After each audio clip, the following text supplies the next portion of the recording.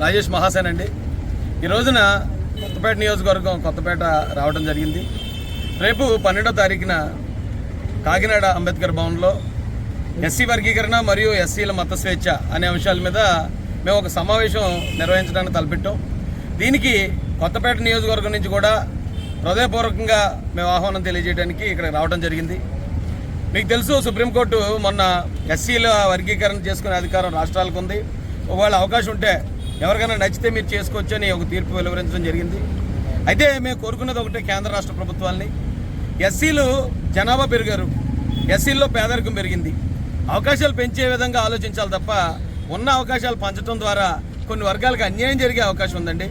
ఎందుకంటే మీకు తెలుసు, ఈ దేశంలో అత్యధికంగా పెరుగుతున్న జనాభా కానీ అత్యధిక పేదరికంలో ఉన్నది కానీ ఎస్సీలే.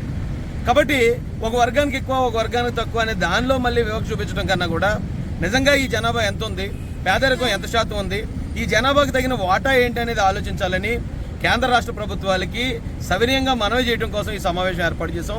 దాంతోపాటు ఏ కులానికి లేనిది మతం మారితే కులం మారడం అనేది ఒక ఎస్సీలకు మాత్రమే పెట్టడం అనేది చాలా దారుణం. ఇది రాజ్యాంగం ఆర్టికల్ 14కి కానీ ఆర్టికల్ 25కి కానీ వ్యతిరేకం.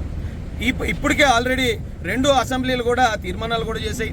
దయచేసి ఆ విషయం మీద కూడా స్పందించి ఎస్సీల మత స్వేచ్ఛకున్న సంఖ్యలని, అలాగే ఎస్సీ వర్గీకరణ పేరుతో కొన్ని వర్గాలకు జరుగుతున్న అన్యాయాన్ని ప్రభుత్వాలు దృష్టించి సమన్యాయం చేయాల్సిందిగా మేము కోరుకుంటూ ఇక్కడికి వచ్చిన ప్రెస్ మిత్రులందరూ కూడా హృదయపూర్వక ధన్యవాదాలు తెలియజేస్తాం. జై భీమ్.